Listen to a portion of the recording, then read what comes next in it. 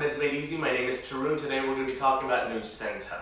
And I know I usually say the generics first, but the generic to this is just kind of hard to say. I think it's Tapentadol, Tapentadol. I've heard it so many different ways. I say Nucynta. As of this moment in time, the generic isn't out yet, so we just go by Nucynta. It's just easier. It is used for pain and then also neuropathic pain related to diabetic neuropathy.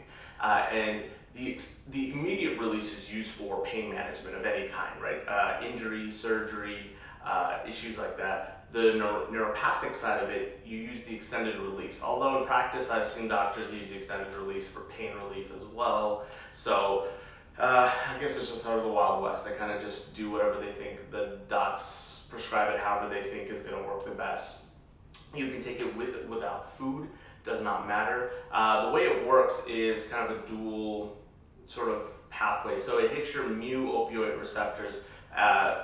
The pain pathway in your body of how whenever you get hurt, it sends signals right up into your brain.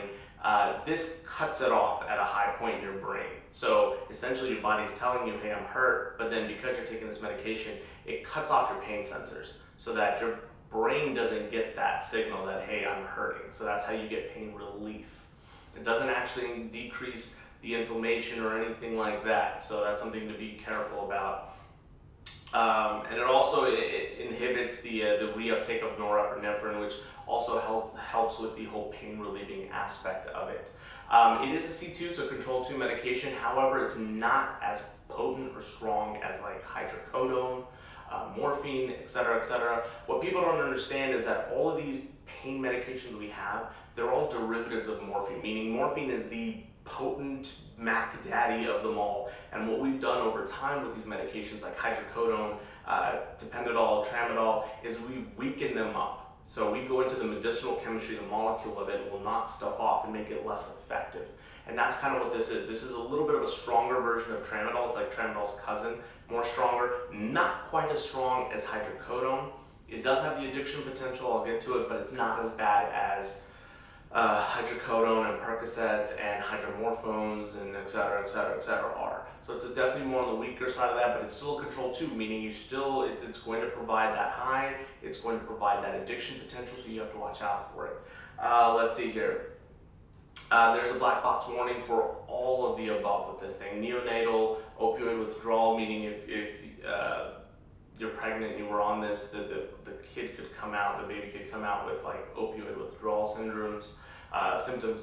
Respiratory depression, obviously you take too much of this, it kind of stops your heart and your breathing and all that. People have died in the opioid epidemic of taking too many of these things, so they'll take a bunch of this party and then they never wake up the next morning because they just kind of stop breathing because they took too much.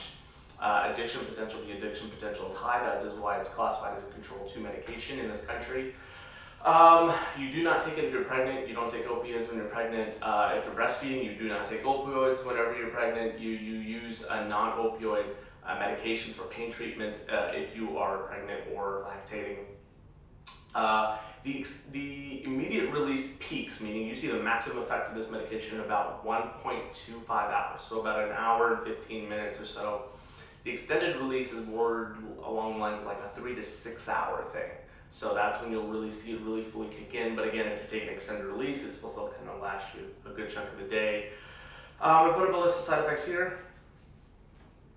Really kind of have to look out for kind of the more common stuff: headaches, dizziness, sleepiness, nausea, vomiting. I remember writing a paper on this medication when I was in pharmacy school about how this still will cause a heavy amount of constipation. All narcotics or all pain meds like this cause heavy amounts of constipation. This just is a lot less. So for people that constipation is a huge problem, that they can't take opioids for whatever reason after surgery, this is a good substitution because it's not as bad with this one compared to like hydrocodone and things like that. So guys, I think that does it. Go ahead and leave comments, concerns down below. Hit the subscribe button, let us know how we're doing, and we'll answer any questions in the comments. All right, so we'll see you next time on Meds Made Easy.